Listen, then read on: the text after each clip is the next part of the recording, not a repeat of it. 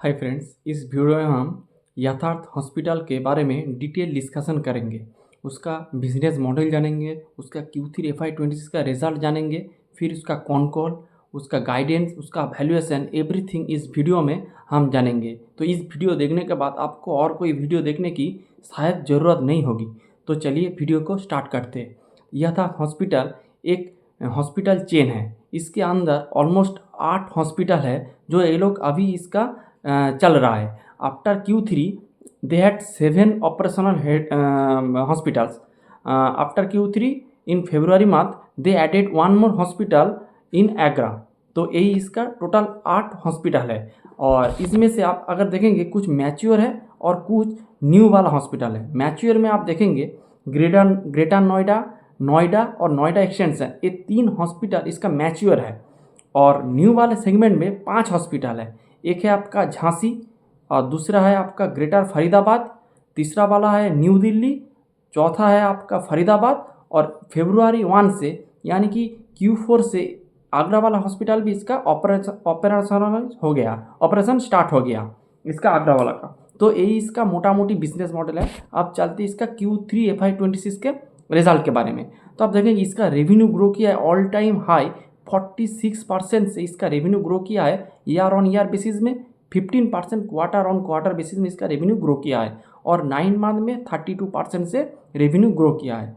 EBITDA 35% से grow किया है। अगर आप जो दोनों हॉस्पिटल लास्ट में आया है, एक है आपका फरीदाबाद वाला और एक है आपका न्यू दिल्ली वाला, अगर इस दो हॉस्पिटल को साइड कर देंगे तो एबिडा और भी बढ़ जाएगा। और इसका एबिडा मार्जिन आप देखेंगे 25% से गिर के 23.2% हो गया है। इसका मेन रीज़न है लास्ट वाला जो 2 हॉस्पिटल फरीदाबाद और न्यू दिल्ली वाला जो हॉस्पिटल है, उसको ऑपरेशनलाइज करने के लिए आपको ज़्यादा कैपिटल एम्प्लॉय करना पड़ा, इसीलिए थोड़ा खर्चा बढ़ गया। इसीलिए आप देखेंगे एबिडा मार्जिन थोड़ा डिक्रीज हो गया था। लेकिन आफ्टर Q2 के कॉन कॉल मैनेजमेंट ने ये कहा था कि ये लोग जो इसका जो एबिडा मार्जिन था उस टाइम ऑलमोस्ट 23 के लगभग था, और मैनेजमेंट ने कहा था वही सबसे लोएस्ट एबिडा मार्जिन होगा।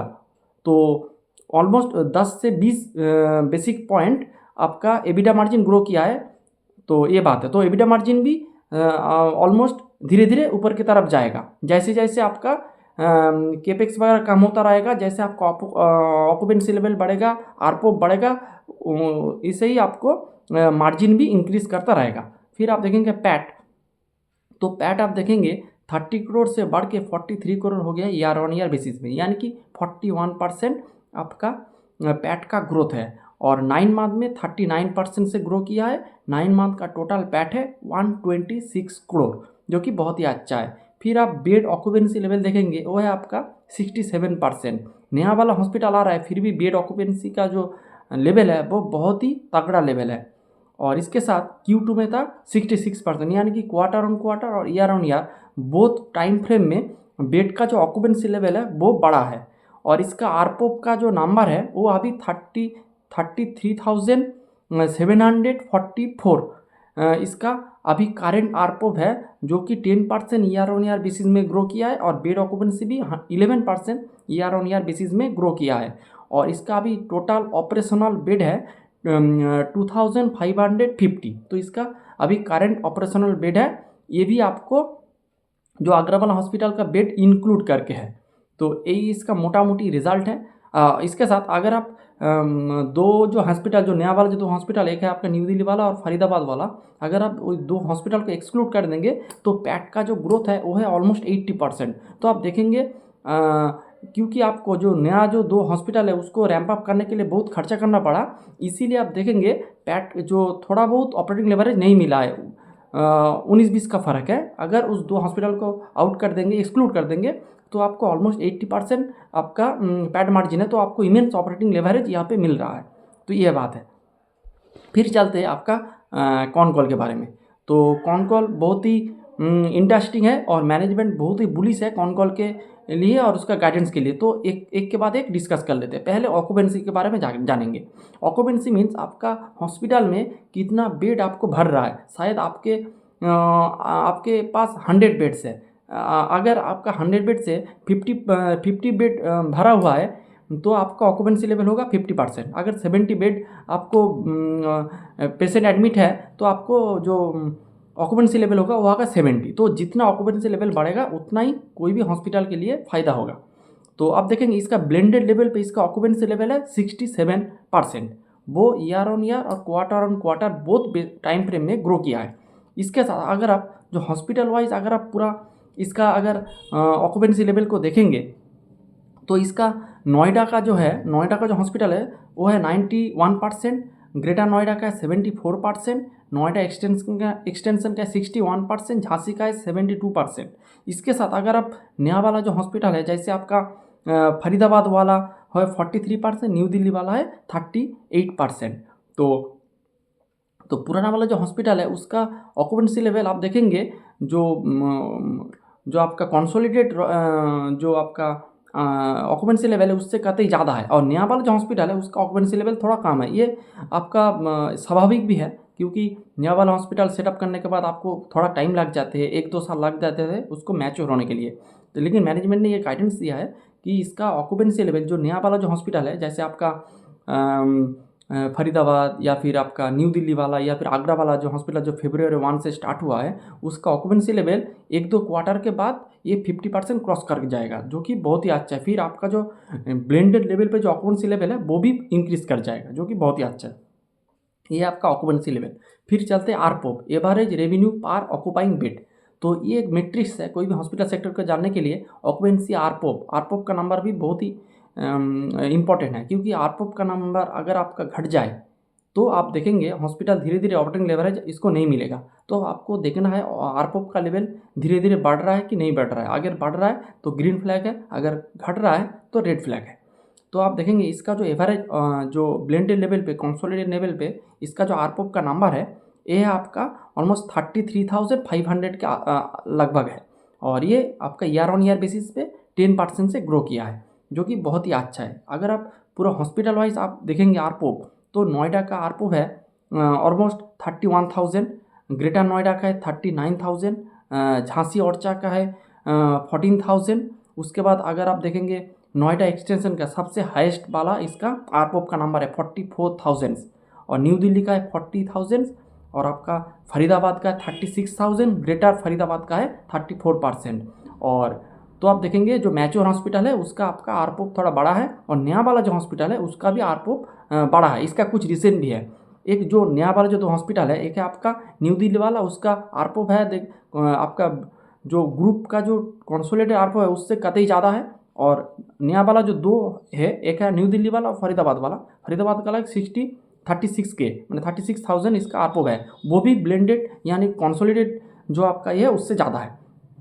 तो यहाँ पे एक बात है, क्योंकि वो जो दो नया हॉस्पिटल आया है उसमें सुपर स्पेशलिटी ये लोग आपका फैसिलिटीज़ देता है, जैसे आपका ऑन्कोलॉजी, आपका न्यूरोसर्जन, आपका गैस्ट्रोएंडोक्रोलॉजिस्ट, आपका ऑर्थोपेडिक्स, ये सब सुपर स्पेशलिटी ये लोग सर्विस वगैरह प्रोवाइड करते हैं। तो इसीलिए आप देखेंगे इसका आरपोप का नंबर थोड़ा ज़्यादा है। और एक रीज़न है कि उसका जो गवर्नमेंट का जो परसेंटेज है वो ना के बराबर है। तो ये भी एक रीज़न है इसके लिए। अगर आपके कोई भी हॉस्पिटल में अगर आपका गवर्नमेंट का परसेंटेज ज़्यादा होगा तो क्या होगा, तो आपको गवर्नमेंट का परसेंट ज़्यादा होगा तो आपको आरपोप थोड़ा कम आता है, फिर आपका रिसीवेबल डेज थोड़ा ज़्यादा होता है। लेकिन नया वाला जो दो हॉस्पिटल आया है फरीदाबाद और न्यू दिल्ली वाला, उसमें आप देखेंगे कोई हॉस्पिटल का अभी तक कोई परसेंटेज नहीं है। फिर ये लोग सुपर स्पेशलिटी ट्रीटमेंट प्रोवाइड करते हैं, उसके साथ इनका जो रिसीवेबल डेज भी इसीलिए कम होता है। उसके साथ इसका कैश और इंश्योरेंस वाला पेशेंट ज़्यादातर है। तो इसीलिए आप देखेंगे इसका आरपोप भी ज़्यादा है, और मैनेजमेंट ने कहा इसका आरपोप और भी धीरे धीरे बढ़ेगा जैसे आपका ऑक्यूपेंसी लेवल बढ़ेगा, और जैसे आपका और भी सुपर स्पेशलिटी जो ट्रीटमेंट वगैरह जैसे प्रोवाइड करेंगे और भी इसका आरपोप बढ़ता रहेगा। तो और मैनेजमेंट का गाइडेंस है हर साल 8 से 10% CAGR से आपका आरपोप का नंबर बढ़ता रहेगा। तो आरपोप में भी जो कंपनी बहुत ही बुलिश है। इसके बाद हम चलते हैं रेवेन्यू मिक्स में। रेवेन्यू मिक्स में नॉर्मली इसका 3 लीवर है। रेवेन्यू में 3 फैक्टर है। एक है आपका गवर्नमेंट का शेयर, दूसरा है आपका कैश वाले सेगमेंट, तीसरा है आपका इंश्योरेंस वाले सेगमेंट।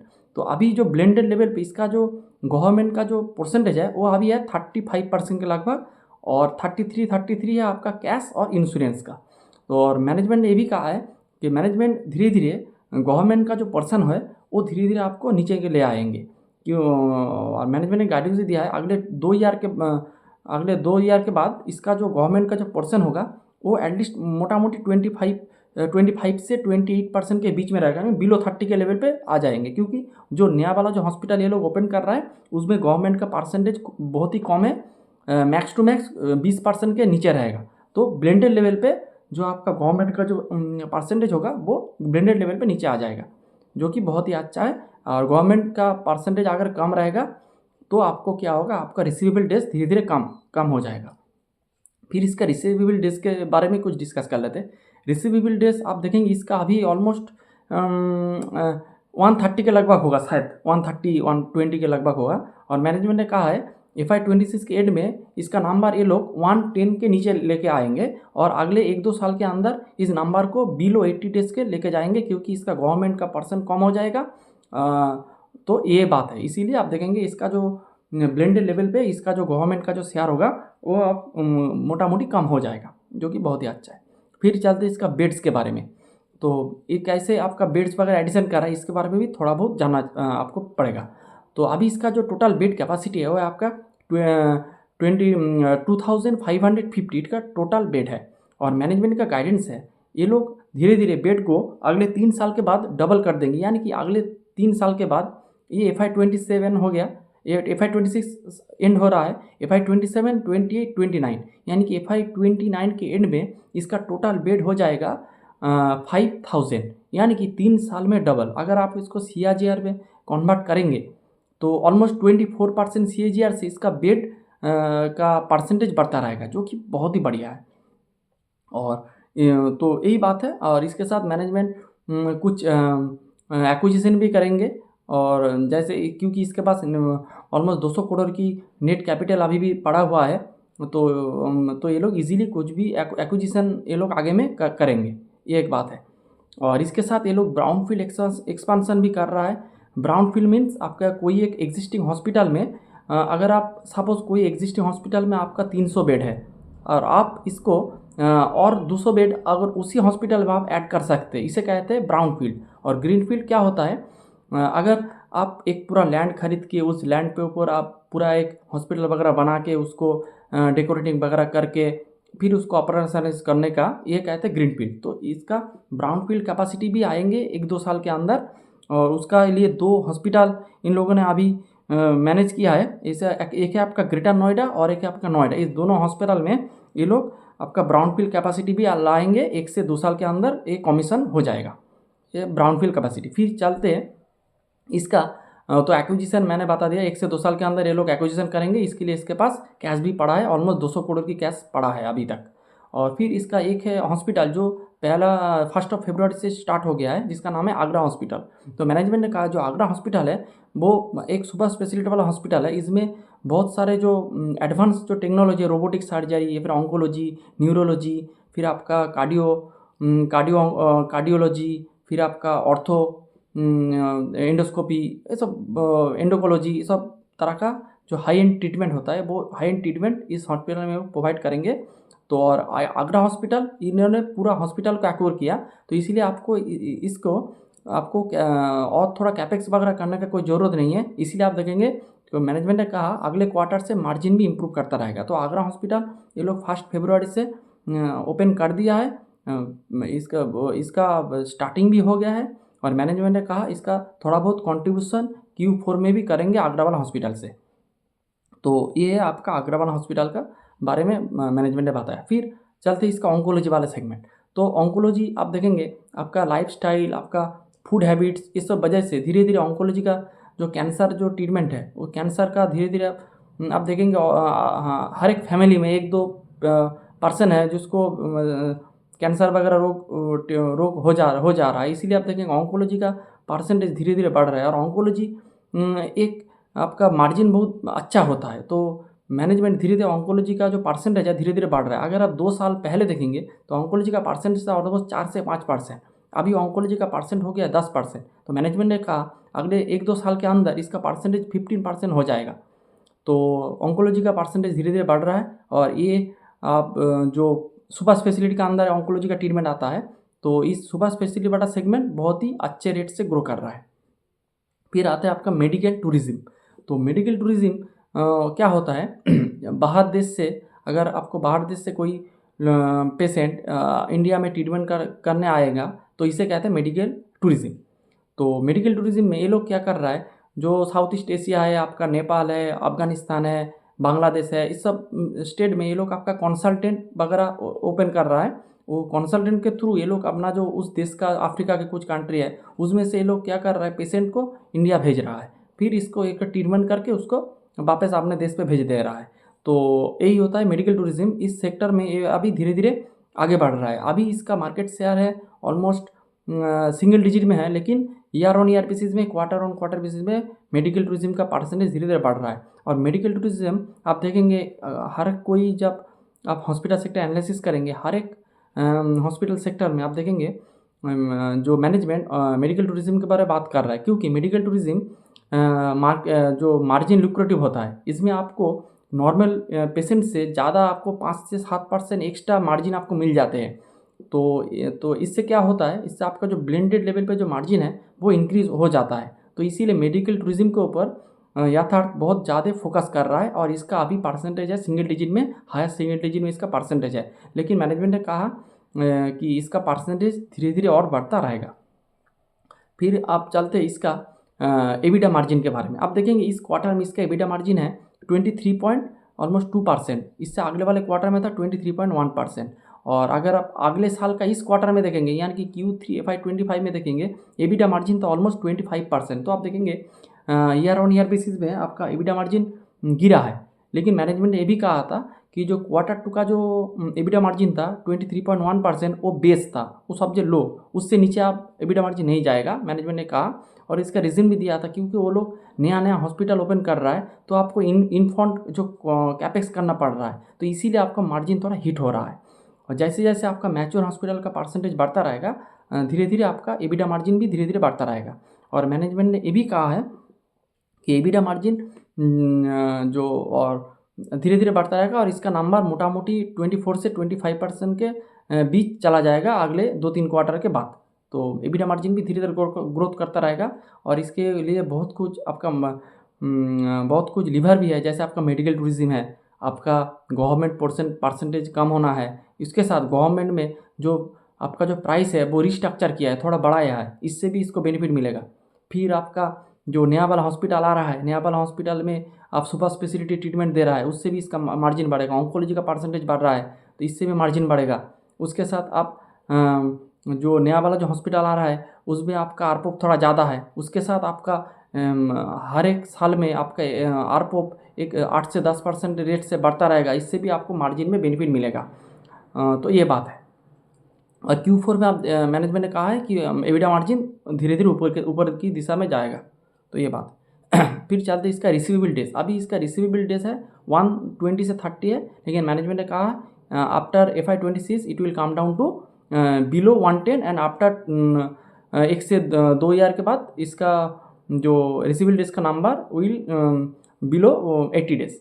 तो ये बात है। फिर इसका कैपेक्स बता दिया है, और ALOB जो आपका एवरेज लास्टिंग ऑक्यूपाइड बेड है, जो एक पेशेंट कितना दिन आपका हॉस्पिटल में ट्रीटमेंट कर रहा है, इसका एटा जो डे है अभी 4.12 के लगभग है। मैनेजमेंट ने कहा इसका नंबर 4 से 4.5 के बीच रहेगा। तो ये बात है। तो अब अगर पूरा उसके बाद इसका गाइडेंस भी थोड़ा डिस्कस कर लेते हैं। मैनेजमेंट का जो रेवेन्यू का जो गाइडेंस था वो था आपका 30% या 30% CAGR से इसका रेवेन्यू का गाइडेंस मैनेजमेंट ने दिया था। उसके साथ एबिडा मार्जिन का गाइडेंस मैनेजमेंट ने दिया है 24 से 25% एबिडा मार्जिन रहेगा, अभी है 23.2%। तो एबिडा मार्जिन भी धीरे धीरे बढ़ेगा। और बेड कैपेसिटी है अगले 3 साल में डबल हो जाएगा, यानी कि 24 CAGR से इसका बेड कैपेसिटी बढ़ता रहेगा। और आरपोप एवरी ईयर 8 से 10% से आरपोप बढ़ता रहेगा। रिसीवेबल डेज अभी 130 है। इस साल के इस FY26 के बाद इसका नंबर हो जाएगा बिलो 110, और अगले 1.5 से 2 साल के अंदर इसका नंबर हो जाएगा बिलो 80 डेज। और इसके साथ कैपेक्स, मैनेजमेंट ने कैपेक्स के बारे में बताया, अगले 5 साल में ये लोग 1500 करोड़ कैपेक्स ये लोग करेंगे। तो यही पूरा गाइडेंस है। फिर इसका वैल्यूएशन डिस्कस कर लेते हैं। अभी इसका मार्केट कैप है 6100, और अभी इसका जो 9 मंथ का जो पैट है, 9 मंथ का पैट है ऑलमोस्ट आप कह सकते हैं 126 करोड़। तो ये लोग इजीली 170 करोड़ पैट इजीली कर लेंगे। तो इसका जो फॉरवर्ड पी आ रहा है, ये फॉरवर्ड पी आ रहा है 35x, और आपका ग्रोथ चल रहा है। और एक बात बोलना भूल गए, मैनेजमेंट ने ये भी कहा है कि Q3 का जो ग्रोथ है उससे भी ज़्यादा ग्रोथ होगा Q4 में। मैनेजमेंट ने जस्ट ये बात कही है कि Q4 would be even better than the Q3 number. तो इसका मतलब है Q3 से अच्छे नंबर ये लोग Q4 में प्रेजेंट करेंगे। और इसका बहुत कुछ लीवर भी है, क्योंकि आपका न्यू दिल्ली फरीदाबाद वाला हॉस्पिटल ओपन हो गया, उसके साथ आपका आगरा वाला हॉस्पिटल ओपन हो जाएंगे। और आगरा वाला हॉस्पिटल में अभी कोई कैपेक्स करने की ज़रूरत नहीं है, तो आपको ये मार्जिन भी बढ़ाएगा। तो इसी कॉन्टेक्स्ट में अगर आप कहेंगे तो 170 करोड़ का पैट ये लोग इजीली कंजर्वेटिवली कर देंगे। ये 180 190 में हो सकता है, फिर तो और भी लिक्विडिटी होगा, और भी अट्रैक्टिव हो जाएगा स्टॉक। तो इसका जो फॉरवर्ड पी आ रहा है FY26 का जो फॉरवर्ड पी आ रहा है वो आ रहा है आपका 35x के। और मैंने कंपनी का ग्रोथ है 30% के ऊपर, लेकिन मैनेजमेंट ने कहा और भी बेहतर होगा इस क्वार्टर में 46%, और भी बेहतर में 50% भी हो सकता है। अगर आप इसको कंजर्वेटिवली 40% पकड़ लेंगे तो भी इसका पेग रेशियो होगा बिलो 1, जो कि एक मेरे हिसाब से एक लुक्रेटिव डील है। आपको इस कंपनी को बहुत ही अच्छे से देखना चाहिए और इसको अपने एक्टिव वॉच लिस्ट में अभी रखना चाहिए। अभी आपका करेक्शन मोड चल रहा है, इसीलिए स्टॉक थोड़ा नीचे है। आई होप ये, और नॉर्मली ये 50 से 60 के पी में रहता है, लेकिन अभी इसका करंट पी भी 35 के रेंज में है। तो इस स्टॉक को आपको बहुत ही अच्छे से देखना चाहिए। And please don't take it a buy sell और recommendation, this is purely a education video. Thanks for watching the video.